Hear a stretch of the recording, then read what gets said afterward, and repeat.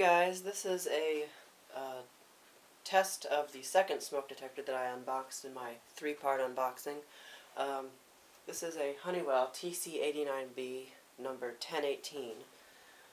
This is a very rare smoke detector. I got it new in package. In fact, I've got the packaging out. I'm going to need it. Of course, I open up my shelf to get the packaging out and everything falls out. Oh well. Here's the packaging it came in. It was not a box or anything like you would probably expect to see. It's actually like a cardboard sheet with plastic shrink wrap around the detector itself. That's because this detector was not made to be sold in retail stores. It was actually made as a contractor model. So, like Honeywell sold these to, like, I guess, contractors building houses, and they were to put these in the houses that they built. Of course, the recall then happened, and then, yeah, that was that. So, it's got the original battery still in the packaging. I have not removed the battery. It's an old Mallory Duracell. I'm probably not going to remove the battery, although it does look to be in pretty good shape. Of course, it came with the mounting hardware here, and the manual, and then this cardboard piece right here was put over the sensor, I guess for protection. So yeah, very rare to find these new in box, or new in packaging. I've never seen one new in its original packaging before. I wonder if they made a regular version for sale in retail stores that did have a box with it. But, well, I guess we won't know until we find one. Anyway, so you might know I already have one of these. I've got it right here with me. This is with the other one that I had, the old one. This one's number TC89B1018. So this is a different model. This one is a little bit different. I guess I'll first open it up and show you the inside before I go into differences. And as you can see, the first thing you notice is that it's got a different horn. This one's it's got an Edwards horn in it, because you can see the little Edwards shield logo right there on the top. And it's model number 122-D1. I don't know what the CS2019 is. It's 9 volts DC. I don't know what the 80401 is, and I don't know what 4-17 is. So, yeah, the sensor, there's a sensor as you can see. It's exactly the same.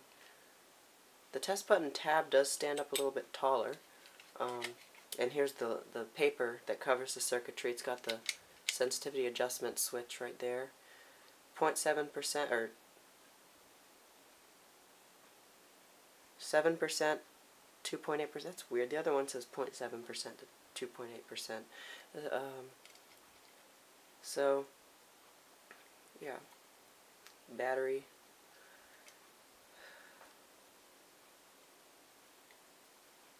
I don't know what else to say. Oh yeah, here's the labeling on the side. TC89B1018. And this one's date code is 7813, so it was made in 1978. This was a little bit younger than the other one that I had, the 1000. Here's the cover. As you can see, it's basically, you know, and the labeling is also the same, except this one's got that label that was missing on the other one. It says continuous operation in elevated humidity or temperature may reduce battery life to less than 1 year. So, yeah. Now let's take a look at the other one and go over some differences between the two, because there are a few subtle differences, but they are there. So here's the other one right here. The first thing you'll notice, actually put the cover back on, the first thing you'll notice is at the top here, you know how these always have the test button in the middle, and then around the test button it says to test depress center disk. Although on the TC89As, which is the hardwired version of this, it says to silence or remove cover. But it says to test depress center disk. And you'll notice that this one, the writing is kind of like on top. It's not like sunken in at all. On this one, that rim there is a little bit sunken in. And although the writing is still molded, it's got a little bit of like an indent around the circle there. This one's got a slight indent, but instead of it going in, it goes out. I don't know if that makes any sense, but you can clearly see the difference there if I put that one, and then that one. So I just thought that was interesting. No real difference on the side, or is there? I don't know, I haven't really checked. Nope. Though the pull here to remove cover is a little bit closer to the tab on the old one. Yeah. The backs are identical, as you can see. So, yeah. Now on the inside, you'll notice, of course, the horns are different. Once again, this one's got the Edwards horn, which is very rare, and this one's got the Kobishi squealer horn in it. So sorry about that. I've got a cold I'm getting over. So, yeah, the regular Kobishi squealer horn, which is what most of these had. The paper in this one's a little bit darker, and the writing's a little bit lighter. That could just be because this one was used, and this one was not. I don't know. Yeah. This one, of course, was made in 1977. Its date code is 7749. And this one's got the 267 right here on this tab. This one has nothing on that tab right there. So the battery clips themselves are actually quite different. This one's battery clip is more flexible, and this one is more like stiff.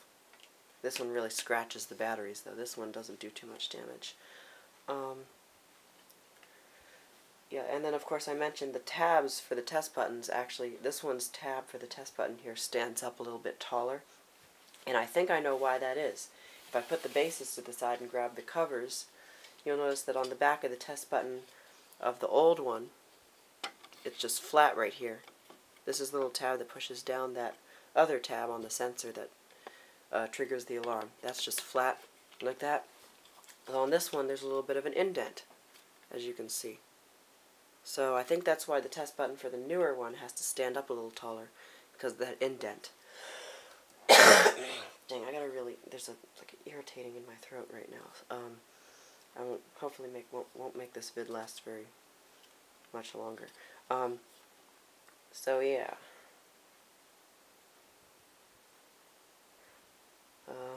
I don't see any other things that are different. Oh yeah, this one's got a number in the middle of the test button. It's 4. This one's number is 2. So I'm not quite sure what that means. So I guess I'll go ahead and put the cover back on. This is the new, is this the right cover? Yep, it is. Cover back on the new one, cover back on the old one. Let's test them. So I'll start with the new one. And I'll do the old one. You've heard the old one before, of course, so I'll do that one. So the new one is a little bit higher pitched. Actually, they sound the same now. Wait a minute. Take the covers off. Because this one was higher pitched before. That's really strange. Okay, this one sounded lower pitched with its cover on. That's really weird. I've never had that happen before. So that's the new one and the old one. Okay, yeah, this one still is a little bit lower pitched. But this one's also got that ting at the end of it. You know how when the horn stops sounding, it kind of has that, I don't know what to call it. I just call it the ting at the end. If you listen really closely after the horn stops sounding, let me test this one. You hear that? After it stopped, it kind of went beep, ting. Do the old one now. That one doesn't have any of the ting, so that's probably how the horns were made. Although the Kobishi horns typically do have that. So now let's try testing them both at the same time. So here we go. 3, 2, 1. Oh god, that's so annoying, the sounds of both of them sounding at the same time. Now put them aside and we'll take a look at the manual here. You see, the front is Honeywell Smoke and Fire Detector Battery Model TC89B UL listed, and on the unit on the front that they depicted here, they've removed the trademark, which is the 3 rows of round holes on the front. I just thought that was kind of silly of them to do that, because that's kind of like their trademark. So Open up the manual. Let's see what we've got here. We've got installation instructions. Whoa. There's location up there, where to put the detector. So first step is remove the cover, prepare mounting holes. Oh wait, I'm going the wrong way. Remove cover, install battery. Oh, they want you to put the battery in before you hang the detector up. Normally we put the battery in after we hang the detector up. Then prepare mounting holes, drilling pilot holes and putting the anchors in. Mount the detector using the tabs on the side. Oh, too low there. Replace cover, check. Check by depressing test button or blowing smoke in detector. Stop alarm by releasing button or gently blowing smoke out of device. And then here's the California State Fire Marshal document thing at the bottom. And then there's this caution here. Let's put it up so if you want to read it, you can't really see it actually. On the other side, we got how your Honeywell smoke and fire detector works. Stuff about the dual ionization chamber and okay. Checkout and maintenance. So basically the battery type, testing, depress test button or blow smoke upward towards the detector. The alarm should emit a constant sound within 5 to 10 seconds. And then cleaning, you have to clean it once a year to prevent false alarms. Battery replacement signal, that's the chirp. And then down here is the famous chart of lies that they have on all these. As you can see, where they lie about where it starts to sound. First stage, it doesn't sound there even though it says it does. Smoke, it doesn't sound there even though it says it does. It doesn't warn until the third stage actually, when the flame is there. So like, I guess the invisible one, that's the one that photoelectric warns at. And then over here is information about like a diagram of where everything is. You got the sensitivity adjustment. They call it the sensitivity calibrator on here. I thought they only did that for the TC89As. Ionization chamber, a horn. They got an Edwards horn pictured here.